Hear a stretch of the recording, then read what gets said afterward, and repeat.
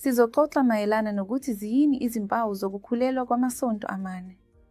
Izimpawu zingase zingabi khona nhlobo.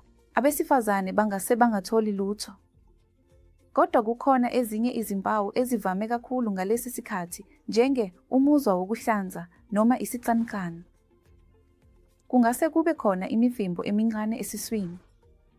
Bazozizwa bedinwe noma bengasabi namandla. Ngezinye izikhathi bangaba nokubambezeleka kwesisu noma ikhanda elibuhlungu. Ngakho lezi izinto ezivamile kakhulu. Futhi izinto ezilandelayo ezingavamile zifana nokuthi ngezinye izikhathi kungase kube khona ukopha kokufakelwa noma kungase kube khona imvamisa yokuchama ingandiswe futhi kuyoba nokushintshashintsha kwemizwelo, ukushintsha kokunambitha nokuhogela. Lezi ezinye izimpawu ezingavami kakhulu abangase bazizwe.